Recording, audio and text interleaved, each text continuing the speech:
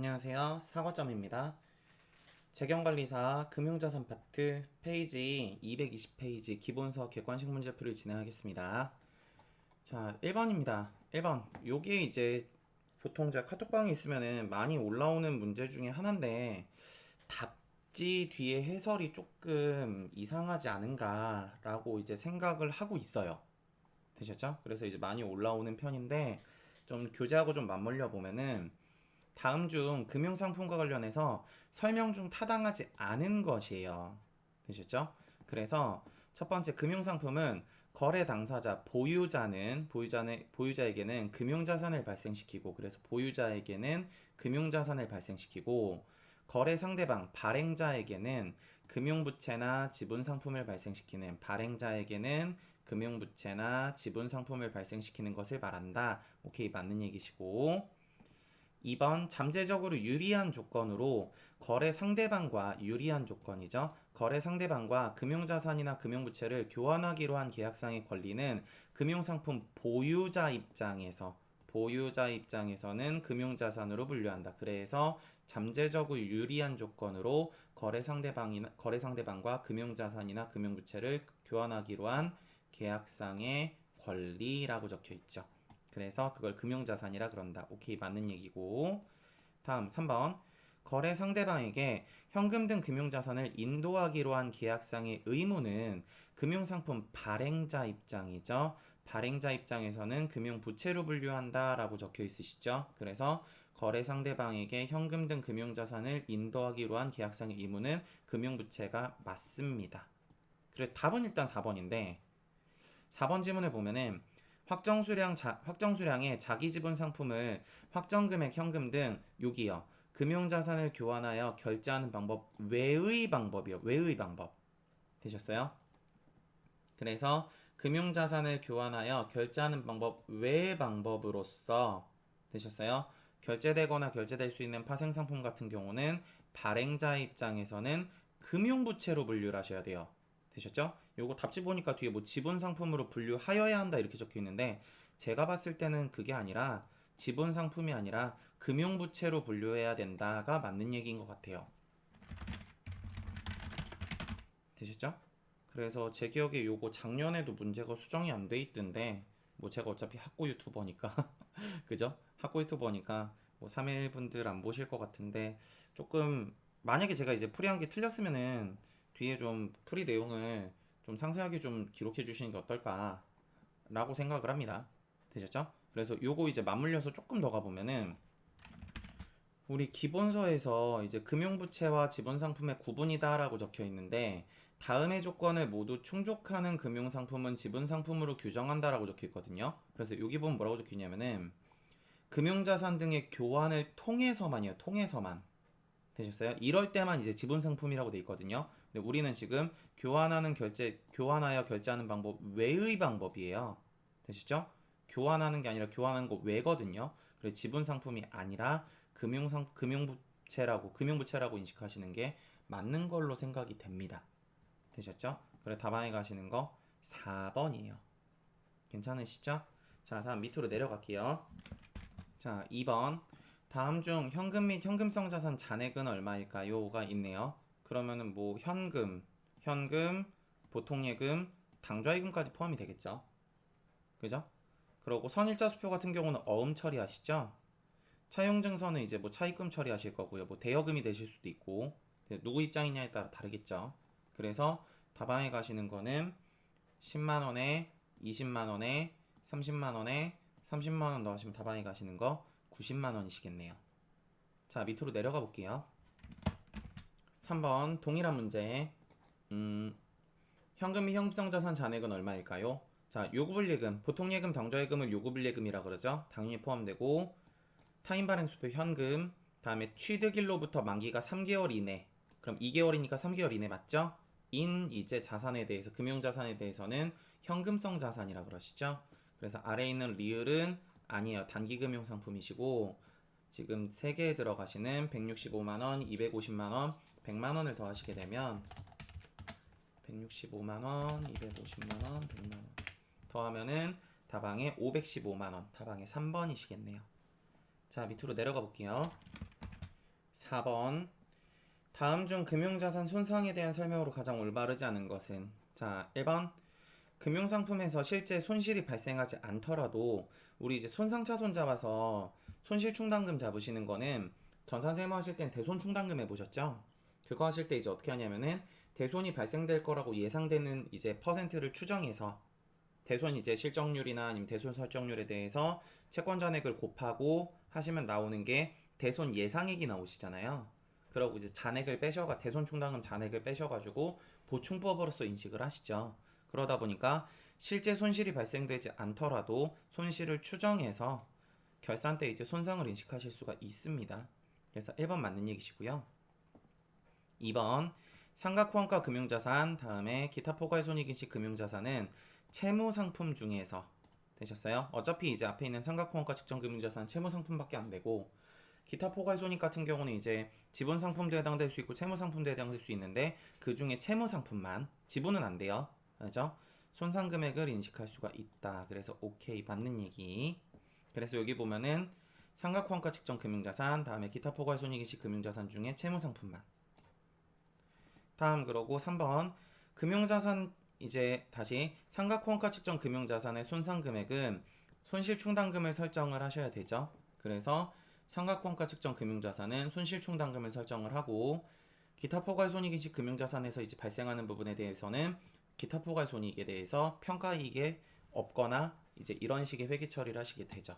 그래서 답안에 가시는 거 3번 맞는 얘기시고 4번 신용 손상이 되지 않은 경우 금융상품의 신용 위험이 유의적으로 증가하지 않았다면 그래서 유의적으로 증가하지 않은 경우는 여기 있죠. 그러면 12개월에 대해서 우리가 손실충당금을 계산을 하시게 되죠. 그래서 전체 기간이 아니라 12개월의 기대신용 손실금액에 해당하는 금액을 손실충당금으로 인식을 하셔야 됩니다. 그래서 유의적으로 증가했을 때는 전체 기간에 대해서 다음에 유의적으로 증가하지 않았을 때는 12개월만. 답안에 가시는 거 4번이겠네요. 자, 밑으로 내려갈게요. 5번 다음 중 금융자산의 분류에 대한 설명으로 가장 올바르지 않은 것은? 자, 1번 원리금 수치와 매도 목적을 모두 가지고 있는, 자, 원리금 받을 목적도 있고 시세 차익 목적도 있다는 얘기죠. 그러면은 기타 포괄 손익인식 금융자산으로 분류한다. 그래서 이제 전산하실 때 요거 매도 가능 증권이라 그러시죠. 다음 2번 원리금의 수치만을 목적으로 한다라는 거는 결산까지 끝까지 이제 들고 있을 수 있다라는 건데 요거 조금 말을 좀 낚았어요. 그래서 원리금 수치만을 목적으로 이제 보유하는 채무 상품에 대해서는 뭐 결산 이제 만기까지 들고 있으시게 되면은 삼각후원가 측정 금융자산으로 가시게 되는데 채무 상품은 이제 계정 과목으로 크게 세 가지로 나누실 수 있는 거죠. 단기손익인식 금융자산, 다음에 기타 포괄손익인식 금융자산, 다음에 삼각후원가 측정 금융자산 세 가지로 다 나눌 수가 있죠. 그러다 보니까 원리금 수치만을 목적으로 하시는 채무상품도 단기손익인식 금융자산으로 분류할 수 있다 맞는 얘기예요. 해야 한다 그럼 틀려요. 분류한다 그럼 틀리고 할 수 있다 그러면은 할 수 있다는 가정을 준 거기 때문에 맞는 얘기에 들어가실 수가 있습니다. 괜찮으시죠? 자, 다음 아래 내려오시면 3번 단기 매매 목적으로 보유하는 지분 상품은 단기 매매 목적이시죠? 그러면은 기타 포괄 손익인식이 아니라 단기 손익인식 공정가치점 금융자산으로 하셔야 되겠죠? 그래 답안에 가시는 거 3번이시고 4번 지분 상품은 삼각후원가 측정 금융자산 될 수가 없죠. 그래 답안에 가시는 거 3번입니다. 그래서 이 문제는 낚시성 문제라서 조금 주의를 하셔야 돼요. 아셨죠? 그래서 여기 보면 이제 가장 올바르지 않은 거 찾으라 그랬으니까 이 중에 가장 올바르지 않은 거는 답안에 가시는 건 3번이라는 거. 자, 다음 밑으로 내려갈게요. 6번 다음 중 단기손익 금융자산에 대해서 단기손익인식 금융자산에 대해서 틀린 내용은 단기 매매 목적으로 하는 금융자산은 기본적으로 단기손익인식 금융자산 맞죠? 흔히 이제 전산하실 때 부르는 단기 매매 증권이죠.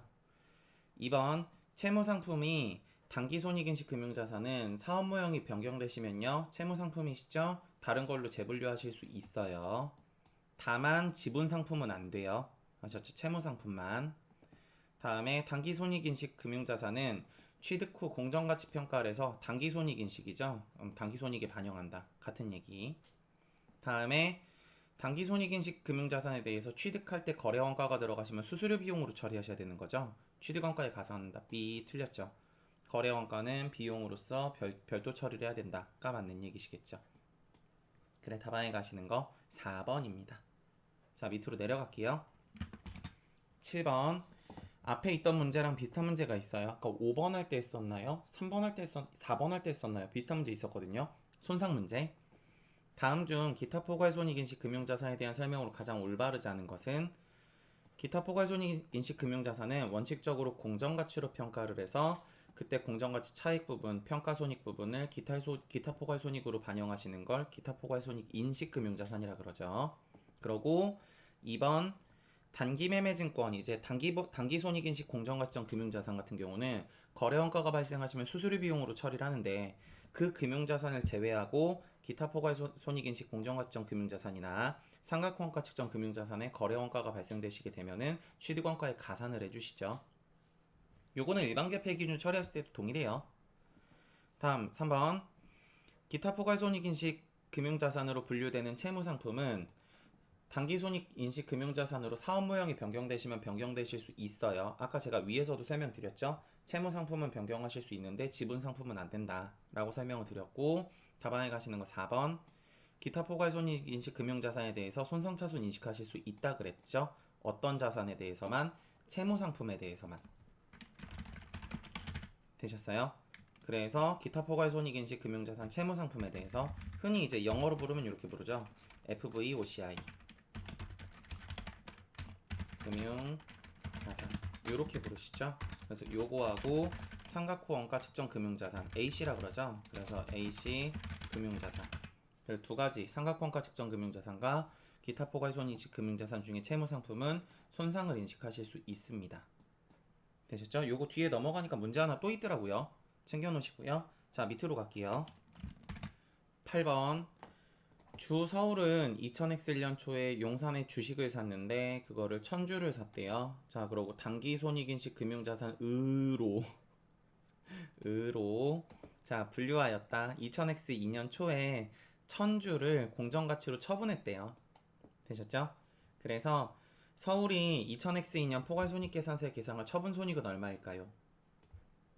자, 그러면 요거 이제 회계 처리를 한번 해보면 취득 당시, 자, 회계 처리 차변에 FVPL 영어로 쓸게요. 자, 금융자산. 자, 취득하신 거 얼마 취득하셨냐면은 1000주에 만원에 취득하셨죠? 그래서 차변에 들어오시는 거 1000 곱하기 만원에서 1000만원. 대변에 뭘로 줬는지 모르죠? 만만한 거 현금 쓸게요. 자, 그러고 X1년 결산 시점에 공정가치가 얼마가 됐냐면은 줄었죠. 얼마 줄었어요? 500원. 근데 그거 몇 주 갖고 있어요? 1000주. 그래서 곱하기 1000주 곱하시면은 줄어든 거 몇십만원? 50만원. 되셨죠? 그래서 분계 처리하시면은 차변의 평가손실 단기손익이죠. 50만원. 대변에 FVPL 금융자산 50만원. 되셨죠? 자, 그래서 이렇게 처리가 되면은 현재 가지고 있는 금융자산은 얼마짜리예요? 950만원짜리죠. 자, 그래서 다음 연도에 이제 처분을 하실 때 평가를 하고 처분하셔도 동일하고요. 아셨죠? 아니면 그냥 처분하셔도 동일해요. 되셨죠? 그래서 저는 이제 그냥 처분을 할게요. 자, 1월 1일에 받은 돈을 얼마 받았을 거냐면 차변에 현금으로 1000주를 받았고 1000주를 다시 1000주에 대해서 돈을 받았고 그게 공정가치가 1200원이시죠? 그럼 두 개를 곱하시게 되면 받으신 돈은 1020만원이실 거예요. 되셨죠? 그래서 1000주 곱하기 1200원을 하시면 1020만원이 되실 거고 대변에 FVPL 금융자산은 950만원짜리 팔았겠죠. 그럼 대변에 들어가시는 거는 처분이익으로 70만원 맞죠? 그래 다방에 가시는 거 요렇게 잡히시겠네요. 다방에 4번. 밑으로 내려갈게요. 9번 3일은 2000X 1년에 다음과 같이 용산에 주식을 샀대요. 주식 채무상품이 아니죠. 그죠? 지분상품이죠. 그러면 요거 처분하실 때 처분손익은 발생하지 않아요. 물론 문제에서 처분손익을 물어본 건 아닌데 매도가능증권, 기타 포괄손익인식 금융자산 같은 경우는 국제회계 기준 하실 때 처분하시게 되면 처분손익이 발생하시는 경우가 예외 경우 하나밖에 없죠. 수수료가 들어가면 처분할 때 그것 빼고는 처분손익이 발생하지 않습니다. 그래서 그거 하나 챙겨주시고 지금은 평가손익 물었거든요. 평가 한번 해볼게요. 그러면 X1년 3월 1일에 취득을 했죠. 그럼 취득 시점에는 얼마냐면은 1000주를 1000원에 샀죠. 그럼 100만원일 거예요. 두 개 곱하면. 자, 그래서 차변에 들어오시는 거 FVOCI 금융자산 100만원 대변에 현금 100만원. 그러고 1000원짜리가 그 년도 말이 되니까 1100원이 됐죠. 그럼 100원이 늘었죠. 근데 그때 가지고 있는 주식이 몇 주? 1000주. 그래서 곱하게 되면은 나오는 게 얼마? 10만원. 괜찮으시죠? 그래서 자산의 가치가 늘었으니까 X1년 12월 30일이 되시면은 자산의 증가 차변에 FVOCI 금융자산 10만원 대변에 평가이익 10만원이 되시겠죠. 그래서 첫 번째 회계 처리 요렇게. 그럼 답안에 가시는 거는 1번 아니면 3번이겠네요. 되셨죠? 자, 그러면 다음 연도 1100원짜리가 900원이 됐죠? 요렇게. 그럼 200원이 줄었죠? 그럼 200원이 감소했는데 곱하기 몇 주 갖고 있다고요? 1000주. 그럼 나온 게 20만원만큼 손실 받겠죠? 그럼 여기에서 잡혀있는 게 평가이익이 있으니까 다음 연도에 X2년 말에는 차변에 매도가능증권 혹은 FVOCI 평가이익 10만원 까주고 다음에 FVOCI 금융자산 매도가능증권이죠. 결국 20만원 까주고 다음에 나머지 차익만큼을 평가손실로 인식을 해주셔야 되죠. 그래서 다방에 가시는 거 마이너스 10만원이 평가손실로 잡히시게 됩니다. 그래 다방에 가시는 거 3번. 잡혀있던 평가이익 상계되고 나머지 추가로 더 잡힌 거니까. 괜찮으시죠? 그러고 이제 처분을 하시면 이 상태에서 이제 처분 들어가시는 분께는 처분은 차변에 현금 90만원을 받고 대변에 FVOCI 금융자산 90만원에 파시면 되는 거죠. 그래서 처분하실 때는 처분 손익이 발생하지 않는다. 다만 수수료가 있으면 발생할 수 있다. 챙겨주세요. 자, 뒷장 갈게요. 자, 문제 10번 갑니다. 문제 10번. 3일이 계약생 현금흐름 수취 목적인 사업모형을 동금융자산으로 보유한 경우 2000X 1년 말에 삼각형가 금융자산 장부가액은 얼마니요?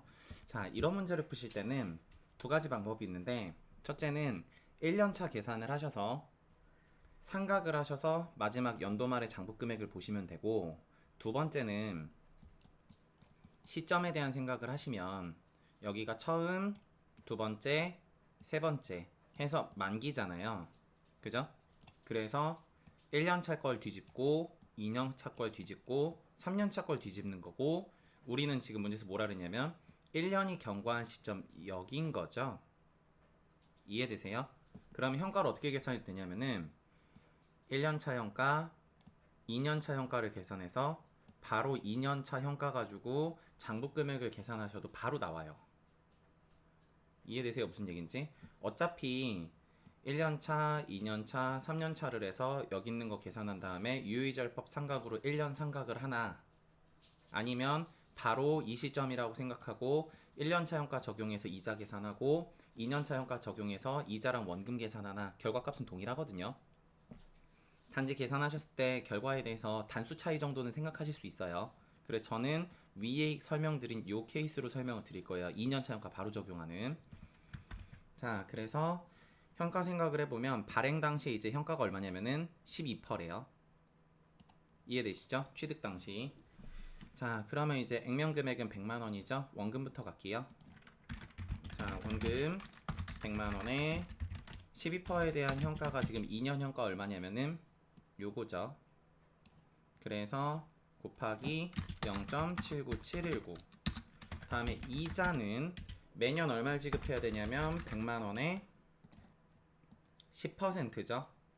그래서 곱하기 10%. 다음에 곱하기 연금현가가 없으니까 연금현가 계산하셔서 더하시면 돼요. 자, 요렇게 하시면 연금현가겠죠. 그래서 0.89286 플러스 0.79719 하셔서 두 개 계산한 걸 더하시면은 10번 답항에 들어가시는 현가 계수 이제 금액이 되실 거예요. 현재 가치 금액. 괜찮으시죠? 그래서 100만 원에 0.79719 앰플 100만 원에 0.1 하면 10만 원이죠. 그럼 10만 원에다가 두 개 더한 거 0.89286 다음에 0.79719 하시면 1.69005가 나오거든요. 곱하기 10만 원. 그럼 답안에 가시는 거 얼마 나오냐면은 96만 6,195원 나와요. 단수 차이 조정해서 답안에 가시는 거 4번이시겠네요. 이해되시죠? 이거 하시면서 이런 문제는 안 나와요. 뭐 단수 차이가 뭐 1번에는 96만 6,195원, 2번에는 196원 이렇게는 안 나와요. 어차피 얘네도 그거를 계산하는 방법을 여러 가지라고 생각을 하기 때문에 그렇게까지 문제 단수 차이 조정에 대해서 막 정확하게 이렇게는 안 나옵니다. 괜찮으시죠? 자, 밑으로 한번 가볼게요. 그러면 밑에 거를 보면은 11번은 뭐냐면 11번은 이게 만약에 기타 포괄손익 금융자산인 경우에 평가이익이 얼마냐는 거거든요. 그러면 우리가 지금 장부금액이 이거잖아요. 그죠? 그럼 이 상태에서 공정가치 계산을 해서 되셨어요? 두 개를 비교하시면 평가예요. 되셨죠? 그럼 이제 공정가치는 어떻게 계산해요? 공정가치는 현재 외부에서 거래되고 있는 시장이자율로 액면금액 100만원짜리를 현가를 계산하시게 되면 공정가치가 돼요. 이해되세요? 무슨 얘기인지? 근데 사실 이 문제는 조금 오바라고 생각을 해요, 저는. 자, 그래서 문제 가볼게요. 자, 그럼 지금 나와 있는 게 X1년 말에 시장이자율이 9%거든요. 자, 그럼 9%가 자, 액면금액 100만원이었죠? 이자율이 10%. 계산 가볼게요. 자, 그럼 원금은 100만원에 곱하기 자, 9%에 지금 이제 유효이자율이 2년차 현가가 요거죠. 만기까지 2년 남았으니까요. 자, 그래서 0.84168 다음에 이자 부분은 얼마예요? 100만원에 곱하기 액면이자 10% 곱하기 연금현가 없으니까 두 개 더 하면 되죠. 요렇게. 그래서 들어가시는 거는 0.911743 플러스 0.84168 요렇게 해주셔서 두 개를 더하시게 되면은 그 금액이 뭐냐면은 연도 말의 공정가치가 됩니다. 괜찮으시죠? 자, 그래 더해보면은 100만원에 0.84168 다음에 뒤에 거 현가부터 더하고요. 그럼 뒤에 현가가 1.75911이거든요. 곱하기 10만원. 그럼 얼마냐면은 공정가치가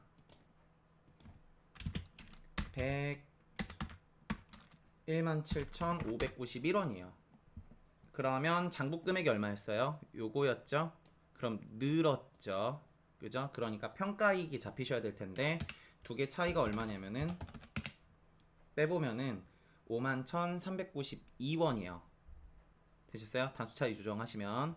자, 그래서 답안에 가시는 거 밑에 내려오시게 되면은 51,396원이 되시겠네요. 그래서 기타 포괄 손익입니다. 기타 포괄 손익이 금융자산이니까. 답안에 가시는 거 4번이에요. 자, 밑으로 내려가 볼게요. 자, 12번 앞에 했던 거 손상차손을 인식할 수 있는 대상은 크게 두 개 있었죠. 채무상품에 들어가는 기타 포괄손익 금융자산과 다음에 상각후원가 측정 금융자산. 답안에 3번. 자, 밑으로 갑니다. 자, 13번 바로 계산 갈게요. 액면금액 10만원이시고 만기가 2년이고 매년 말 이자 지급 조건이시죠. 자, 시장 유지율은 12%. 자, 그럼 원금 가시게 되면은 원금은 2년 뒤에 지급할 거니까 2년 뒤 현가 0.79719. 이자 부분은 매년 이자가 10만 원에 곱하기 액면 이자율 10% 곱하기 연금 현가는 1.69005 하시면 발행가액은 얼마냐면은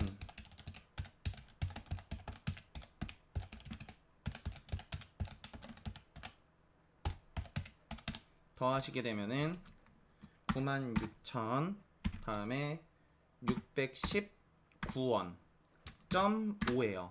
그럼 반올림 하시면 답안에 가시는 건 얼마냐면은 2번이시겠네요. 2번. 괜찮으시죠? 자, 밑으로 갑니다. 자, 14번 3일의 매출 채권에 대해서 대손 예상액을 추정하고 대손상각비를 계상을 하는데 X1년 말에 결산 시에 대손상각비로 계상할 금액이 얼마냐? 즉 우리 T계정으로 생각을 하면은 대손총당금 T계정은 차변에 들어가시는 게 기초, 다음 그러고 기중에 설정한 분, 대변에 들어가시는 거는 기중에 상계한 분, 다음에 기말액 이렇게 되시죠. 물론 뭐 회수한 게 차변으로 오실 수도 있고요. 근데 그거 이제 문제 얘기는 없으니까 이렇게 보면은 문제에서 뭘 물어봤냐면은 요걸 물어본 거예요. 요거 설정액 되셨어요? 그랬을 때 우리가 지금 3일의 매출 채권 잔액에 대해서 회수 가능액을 추정했는데 대손 총당금을 설정해야 될 금액이 총 요거죠. 그래서 이 금액이 뭐냐면은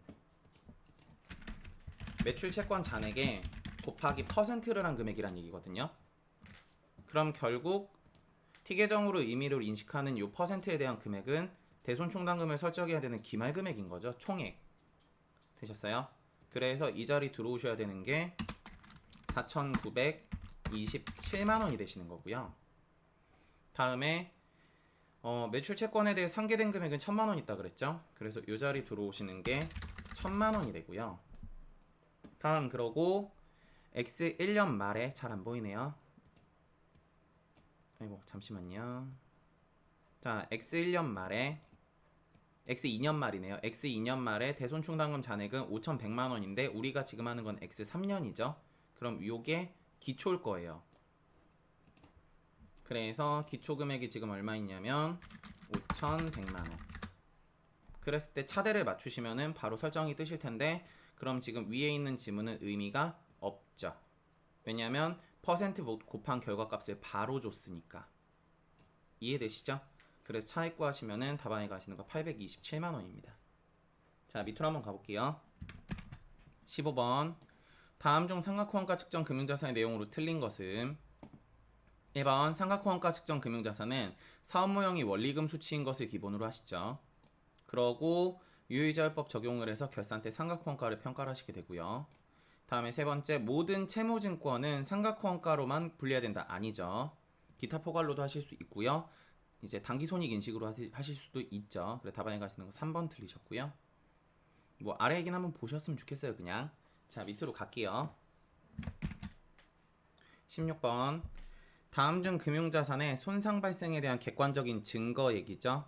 그래서 증거로 들어가시는 건 이번에 보시면 차입자가 당초 이제 돈을 갚아야 되는 것에 대해서 이제 재무적 어려움이 발생이 돼서 차입 조건을 불가피하게 완화해서 원금 등에 대해서 이제 좀 깎는다거나 아니면 이자 부분을 깎는다거나 이런 얘기들. 그래서 3번 얘기에 적혀 있죠. 우리 기본서에 적혀 있는 거. 다음에 3번 차입자가 파산 얘기 보이시죠? 그래서 여기 보면 파산 얘기 있고요. 4번 이자 지급이나 원금의 상환에 불이행 나오시죠? 그래서 여기 보면은 이자 지급이나 원금의 불이행. 답안에 가시는 건 1번이 손상 사유가 아닙니다. 다음 아래 한번 내려가 볼게요. 자, 17번 다음 중 양도자가 소유에 따른 위험과 보상의 대부분을 이전하는 경우에요. 그러면은 뭐 답안이 바로 1번 보이는데 금융자산은 아무런 조건 없이 매도를 했다. 그럼 뭐 당연히 조건 없이 그냥 줬으면 당연히 팔았겠죠. 그죠? 그럼 뭐 위험을 뭐 내가 부담합니다 이런 얘기도 없고 그럼 당연히 이거는 뭐 이전을 했다라고 보셔야 되니까 답안이 바로 1번이시고 나머지 지문 한번 챙겨 놓으셨으면 좋겠고 그 중에서 뭘 좀 챙겨셨으면 좋겠냐면은 3번이 답으로 나오신 적이 있어요. 아셨죠? 그래서 요거 하나 챙겨 놓으시고 답안인 1번입니다. 자, 밑으로 내려갈게요. 자, 18번 요 기타 포괄손익인데 기타 포괄손익 이제 채권 처분하실 때는 마지막에 처분하기 직전에 평가를 하고 처분하셔도 결국 처분이익은 동일해요. 알죠? 그래서 저는 뭐 제가 학생들 이제 풀어줄 때는 마지막에 평가를 하고 처분을 해라 라고 얘기를 했는데 유튜브에서 영상 할 때는 이제 원칙대로 그냥 잡혀있는 것에서 평가이익이나 평가손실 까고 처분이익 잡도록 한번 해볼게요. 알죠? 어떻게 회계 처리를 해도 우리 국제회계 기준은 규칙이 아니라 원칙 중심이니까 회계 처리가 다 맞거든요. 그래서 맞아서 이제 손익계산서의 영향, 재무상태표 영향이 없으시면 돼요. 아셨죠? 자, 질문 가볼게요. 자, X1년 1월 1일. 자, 그럼 차변에 FVOCI 금융자산 얼마냐면은 지금 취득원가가 요거네요. 그죠? 자, 그러면 88만 5,839원 대변에 현금이라고 잡을게요. 자, 그러면 X1년 12월 31일이 되시면 유효이자율법 삼각하셔야 되겠죠? 그래서 유효이자는 얼마가 되냐면 장부금액 88만 5,839원에 곱하기 유효이자율이 15%죠? 곱하기 12 나누기 12 하시면 기간 12개월이니까 885, 839 곱하기 0.15 그러면 132,875인데 반올림 할게요. 6 되셨죠? 자, 그러고 액면이자 계산을 해보면 100만원에 액면이자율은 문제에서 지금 10%라 그랬거든요. 여기 10%. 자, 10% 곱하기 12 나누기 12 하시면 10만원. 그러면 상가액은 두 개 빼야 되니까 32,876원이겠네요. 회계 처리되면 차변에 현금 액면이자 10만원을 받아야 될 거고 대변에 이자 수익 132,876원이 들어가면서 차변에 FVOCI 금융자산이 32,876원이 증가하셔야 되겠죠. 자, 그러고 평가해야 되죠. 그래서 결산 당시에 공정가치가 얼마예요? 98만원. 현재 제가 가지고 있는 채권에 대한 공정가치는 그 장부금액은 얼만데요? 요거에 요걸 더하셔야 되겠죠. 그래서 885, 839에 32,876원을 더하시면요. 회사에 지금 FVOCI 금융자산은 91만 8,715원이에요. 되셨어요? 그래서 마이너스 98만원을 빼시면 차액이 61,285원이거든요. 그만큼 자산이 늘었겠죠. 그래서 평가를 하면 FVOCI 금융자산 자산의 증가가 났습니다. 얼마요? 61,285원만큼요. 그래서 이렇게 회계 처리가 되면서 대변에 평가이익으로 61,285가 잡히시겠죠. 그러면 현재 FVOCI 금융자산 얼마가 돼 있는 거예요? 98만원이 돼 있죠. 한 번 더 채권은 처분하시면서 평가이익을 역으로서 처분손익에 반영해 줘야 되죠. 뒤집으면서. 자, 그래서 이걸 얼마에 팔았냐면 99만원에 팔았죠. 다음 연도에. 자, 그럼 X2년 바로 갑니다. 그럼 차변의 현금이 99만원일 거고 대변의 FVOCI 금융자산은 98만원이 되면서 평가이익으로 61,285가 없어지고 대변의 처분이익으로 얼마가 잡히냐 지금 이거 물어본 거죠. 그래서 차변 거 더하고 대변 거를 빼시면 다방에 나오시는 게 물음표는 71,285가 되네요. 그리고 다방에 가시는 거는 4번이네요. 괜찮으시죠? 요 회계 처리를 어떻게 해도 괜찮냐면은 현재 지금 FVOCI 금융자산이 98만원인 상태죠. 그럼 처분할 때 만원이 늘었으니까 평가이익을 잡고 만원 대변에 평가이익 만원을 잡고 되셨어요? 그러고 나서 처분하시면서 하셔도 동일해요.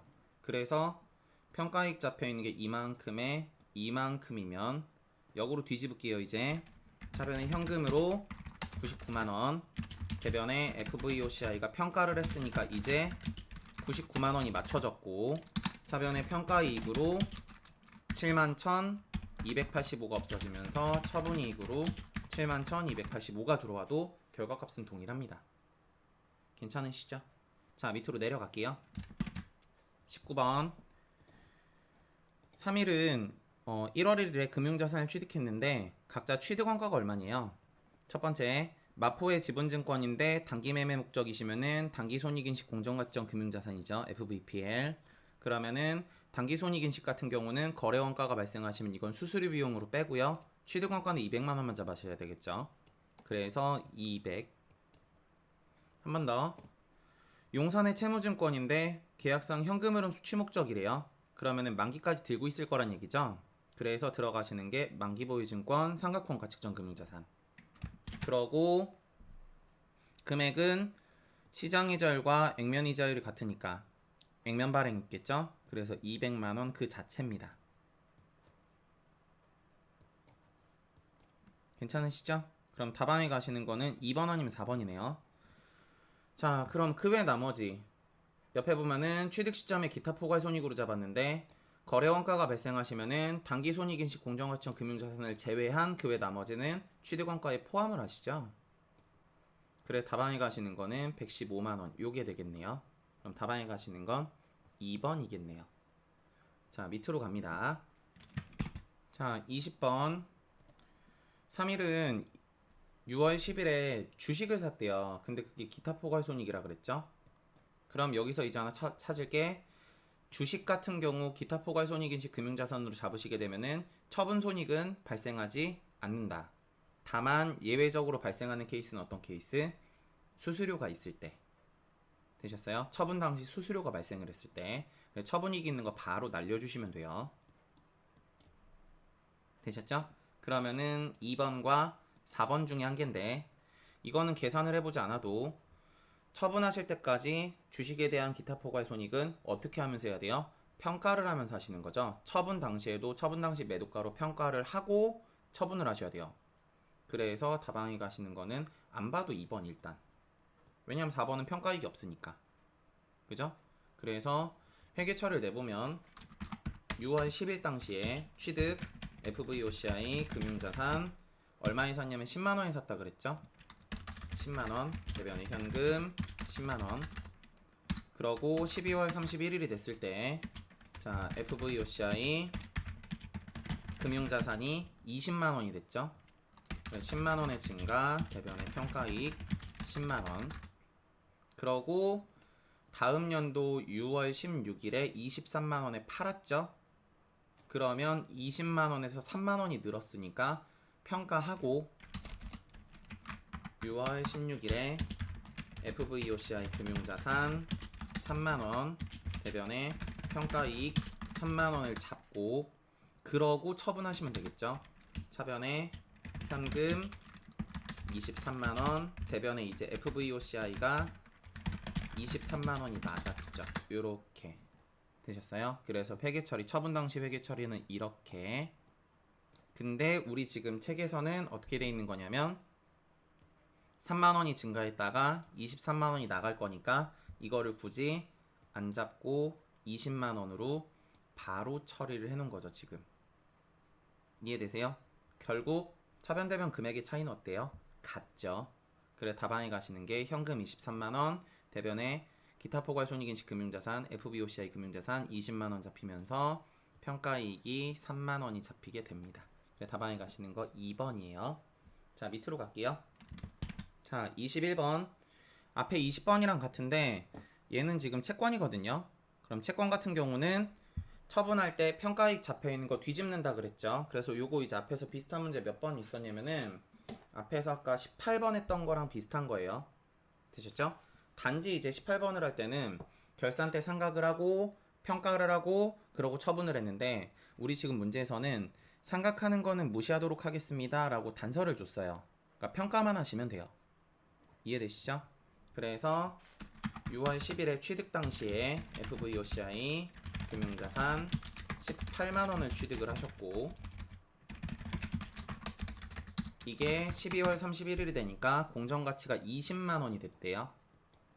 자, 그래서 차변으로 들어오시는 게 FVOCI 금융자산 2만원이 늘면서 대변의 평가이익이 2만원이 늘었구나가 되실 거고요. 그러고 6월 16일 당시에 매도했죠. 근데 제 앞에서 뭐라 그랬어요? 평가를 하고 매도를 하든 아니면 뭐 뒤집으면서 그냥 바로 매도를 하든 결과적인 결과값은 같다 그랬죠. 저는 바로 뒤집을게요. 자, 그래서 처분 당시 6월 16일 당시에는 차변에 현금으로 23만원을 받았고 대변에 FVOCI 금융자산이 20만원이 나가면서 차변으로 들어오시는 거는 평가 이익이 2만원이 이제 상계가 되겠죠. 요렇게. 그러면 대변에 잡히는 처분이익은 얼마예요? 처분이익은 5만원이 잡히셔야 되겠죠. 그래서 차변에 23만원 받았고 평가이익 2만원이 없어지면서 20만원 FVOCI가 나가고 다음에 처분이익 5만원이 잡히는 답항의 3번입니다.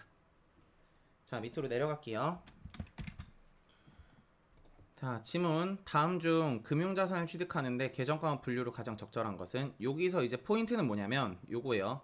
계약상 현금흐름 수취의 목적도 있고 다음에 금융자산의 매도에 대한 목적도 있다. 그래 둘 다 목적을 이루고 싶다. 그러면 원리금을 수취하기도 하고 싶고 다음에 시세 차익을 목적으로 하고 싶다 이 얘기죠. 그래서 이럴 때 우리가 부를 때 뭐라 그래요? 기타 포괄 손익인 시 공정가치형 금융자산이라 그러시죠. 답안에 가시는 거 3번입니다. 되셨죠? 그래서 금융자산 파트는 여기까지 풀이하겠습니다. 수고하셨습니다.